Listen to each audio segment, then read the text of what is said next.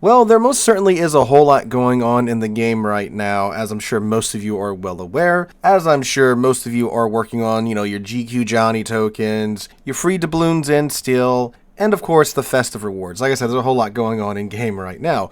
We're in fact quite speedily approaching the halfway point of update 14.8, which means 14.9 is right around the corner.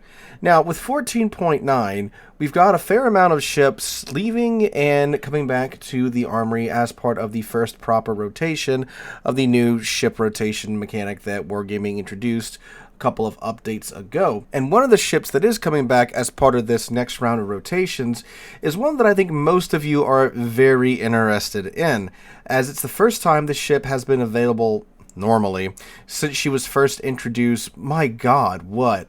A couple of years ago at this point? I just double checked, and when she comes back in update 14.9, it'll almost be 2 years to the day that the Tier 9 Soviet premium battleship, the Navarin, has been released. I'm escaping to the one place that hasn't been corrupted by capitalism.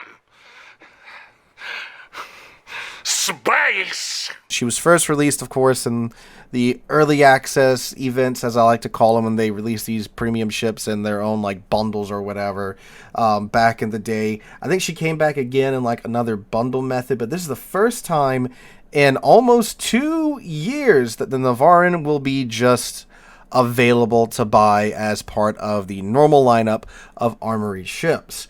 Now, the Navarin, do you want to get it? How much is it going to cost? And is it even worth considering in the first place? That's what we're going to be talking about in today's video. So let's go ahead and hop on into that. Before we do, though, if you wouldn't mind going down below, dropping a like, leaving a comment, and subscribing to the channel, at least make sure you do those things before you click off of this video, as those 3 actions appease the algorithm to no end, and that's unfortunately mostly what you gotta do to do well on YouTube nowadays. So if you wouldn't mind doing that, I would greatly appreciate it. So, the Navarin. First off, how much is she going to cost? Well, they don't specify, but I'm going to assume the Navarin is going to be a doubloon ship. I'm sure if this was going to be a coal ship, they would have clarified that. They tend to do that when we do get new quote-unquote coal ships added to the armory. So I think safe bet it's going to be for doubloons, which means she will cost 18,000 doubloons, as she is a Tier 9 uncommon premium ship, which is, well, it's about right for a Tier 9 uncommon ship, 18,000 doubloons. Now, one reason why I am making this video so early, because I can hear some of you typing already, why are you talking about this? Update 14.9, still 3 weeks away. Well, you can earn free doubloons right now, and if you've been waiting for the Navarin to come back, I would think it would be pretty, nice to know what the ship's like in 2025, so you know whether or not she's worth, grinding out the doubloons for. So that's one reason why. Other reason why, I've actually been playing a lot of it here recently, because the Navarin is a pretty darn good Tier 9 battleship for a multitude of reasons. But what is the Navarin? Well, as you can see on screen, she is a Soviet battleship. She's actually a pre-World War I battleship at that, but you don't find too many of those up at Tier 9 and 10. As you can tell, obviously, she's in that, dreadnought style of Soviet battleship, which is pretty cool seeing one of those at higher tier. Now, because she is that battleship, right? That does lead to her having an absolute ton of secondary guns. She has 18 130 millimeter secondary guns individually mounted to in those casemate mounts. On top of that, too, she has some what I believe are some modernization, with having 16 of those 130 millimeter guns mounted in 8 turrets, 2 per turret, for a grand total of a stupid amount of secondary guns. 34 to be precise, and they're all those 130 millimeter guns, which is a good thing and kind of a bad thing. But the main thing is that those guns all have a 3.4 second reload time if you build into them, which means obviously once you get things like Adrenaline Rush going, you are going to have a stupidly short reload time on all of those secondary guns. Now, they are only 130 millimeters, which does mean they don't really pin that much. They pin 22 millimeters of armor to be exact, which is just enough to absolutely bully the living crap out of destroyers, which is fantastic. It was one of the best things about the Navarin. Once you get the guns going, the accuracy's built up, these things shred destroyers so fast because there's such a high number of them per side, and with that quick reload time, it's like a never-ending stream of secondary shells being flung at these destroyers. So if some poor fool does get in your secondary range, which happens all the time, you are going to be chewing them down with those secondary guns. Keep in mind too, even though they do only pin 22 millimeters of armor, that is enough to pin superstructure at, you know, tier 9 plus. So even if it isn't something like a destroyer or a super light cruiser with thin armor that your secondary guns can pin, they are still pinning the superstructure, which you'd be surprised how well that works by itself. But another thing too is that these secondary guns have a 9% fire chance, which is just absurd. And that's without the flags, by the way. Like, I don't have the flags, and I don't have Demolition Expert bolted to my ship, so you can get that up to 11% with a 3-second reload time with 34 of these guns.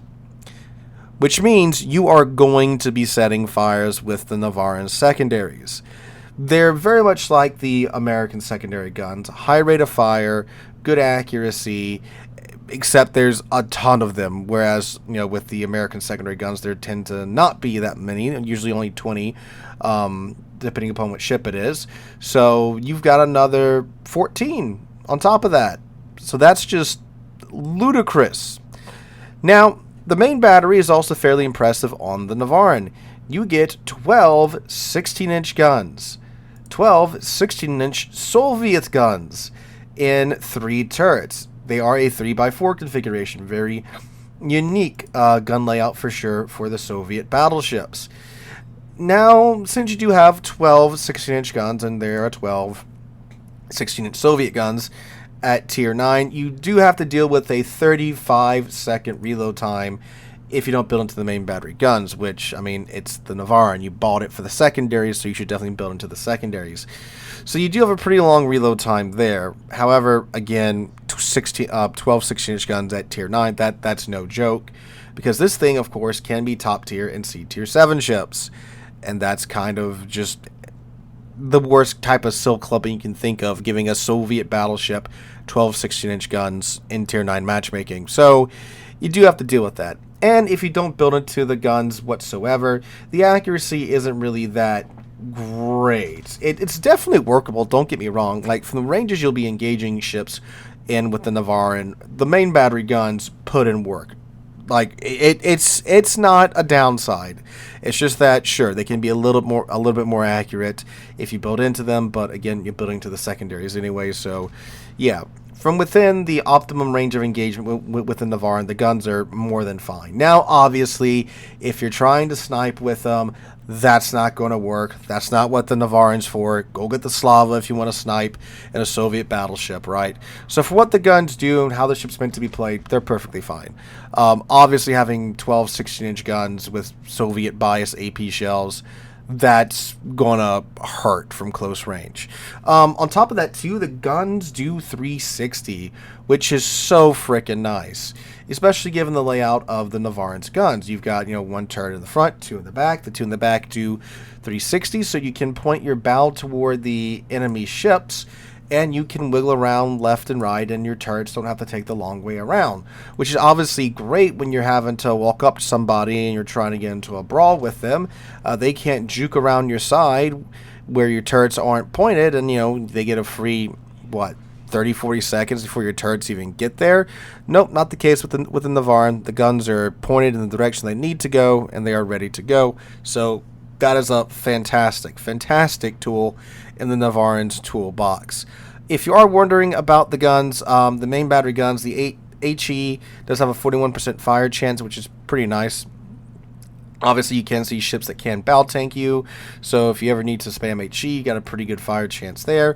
And the HE does 5,850 maximum damage, with the AP doing a maximum damage of 11,000. So some pretty nice main battery guns on the Navarin. Now, the other thing about the Navarin is that if you do build into it, its concealment does get down to 12.1 kilometers. Which is fantastic because that's not too far outside of the secondary battery gun range when you build into it, which is 11.3 kilometers. Now, you might be thinking 11.3 kilometers is pretty short for a tier 9 secondary battleship. It's a little short for a stormtrooper. Huh? Yes, it is. Not gonna lie, that is a downside of the Navarin. But the fact that your detection range is only 12.1 kilometers means, well, there's really only, what, 0.7 kilometers, 700 meters, where the enemy can spot you and they're not within your secondary battery range. So that is very nice. Plus, it's a great way to disengage. If you can't be spotted, you can just, well, leave the situation. Or use your stealth to get into a situation that would be advantageous to you, obviously. So the stealth is a fantastic bit about the Navarin. You know, you pop up 12 kilometers off the side of some poor ship. They're almost in your secondary range. By the time they realize you're there, they're probably well within your secondary range. You're blasting them with your 12 16-inch shells, and then you're burning them down with your never-ending stream of 130 millimeter Soviet secondary guns. So that's very nice. Now, another downside of the ship is that she is kind of slow, 28.9 knots. Which is not fast by tier 10 standards at all, and that is with the speed flag. Now, once again, you can take brisk, where when you're not detected, you get a nice little bump to the top speed of your ship. So that'll get you going about 30-ish knots because it's a 10% bump to your top speed. And with the stealth of the Navarin, that is definitely an option you could take, and that would very much make sense. I opt to take turret rotation. I know it has 360-degree turrets and such, so you don't really have to worry about it too much. But I just, there's just some cases where, like, yeah, I do need the turrets to go from one side to the other side. I need them to go there as fast as possible. Plus, in, like, drive-by scenarios when, you need your turrets to move now, I do find that's pretty helpful to have that turret rotation. But you could 100% take brisk, get it going up to 30 knots, and again, with the concealment, that makes a ton of sense. So I'm not saying, my build is 100% right. I'm just saying it's how I like it, and you can take that skill to get it going a little bit faster. But even with brisk, that's only when you're undetected, and it's still only 30 knots, which is slow by most tier 9 and 10 battleship standards, as 32 knots plus is kind of the norm at that tier. But again, with the stealth, I don't really have too many problems getting into a brawl with the Navarin, like, at all in today's World of Warships. Now, her armor. Her armor is, well, very Soviet from the bow in. This thing is very tanky. She has a full icebreaker bow, 125 millimeter strip, goes all array. It's 113 millimeter strip around her nose, 125 millimeter cheek strip, and then that buffs up to 101 and 80 millimeter slit right before her belt armor. Like most Soviet battleships, angled in from the nose, this thing can and will tank for ever. But very much like other Soviet battleships, you get to her broadside and she's quite easy to Citadel. The Citadel is above the waterline. It does have a little bit of that turtleback armor coming back down on top of it. So you've got some protection there. But again, if they've got your side, they've got your flat side, like most other Soviet battleships, you are not going to have a good time. And with, the turrets, you don't ever really need to show your completely flat broadside. Turret 2 can be a little wonky at times with getting the gun angles in there, but usually at least turrets 1 and 3 can get on the action, so you are throwing 8 shells at the enemy, usually, if you're angled properly, which is, that's still a lot of 16-inch shells by tier 9 standards, especially from close range, so that's usually more than enough. And obviously when you can get all 3 on the target, it's pretty sweet. So yeah, armor's great from the bow-on perspective. I mean, like, again, with the 360 turrets, you can approach the enemy bow-on, not really have to worry about getting your turrets to one side. Then you can pick and choose whatever side you want to, blap them with, and so forth and so on. So, all in all, the Navarin, she is really nice. I really like her. There's not too many Soviet battleships like this, obviously. We just got the Sibir. So if you picked up the Sibir and you like that little taste of Soviet secondariness, yeah, the Navarin's probably a ship you would like to. Obviously, it's not quite as gimmicky as the Sibir. You do get the quick damage con that the Soviet battleships get with a heal, and that's it. There's no other utilities on the Navarin. There's no funny buttons or anything, so it's just, kind of like, a secondary battleship. But yeah, it's a good one for sure, and one that's fantastic in just about any mode. Obviously, randoms, brawling isn't the most in-meta thing, but like I said, I didn't have any problem. I usually don't have any problems getting my secondaries going with the Navarin in today's World of Warships. Again, thanks to that stealth, among other things. And even if you're tired of random battles, it's great for tier 9 ranked. It's great for like asymmetrics right now. It's fantastic. I used it to get, funny story about that. I thought I had enough stars from the missions to get my San Diego doubloons, but I'm bad at math and I missed it by a couple. So that sucked.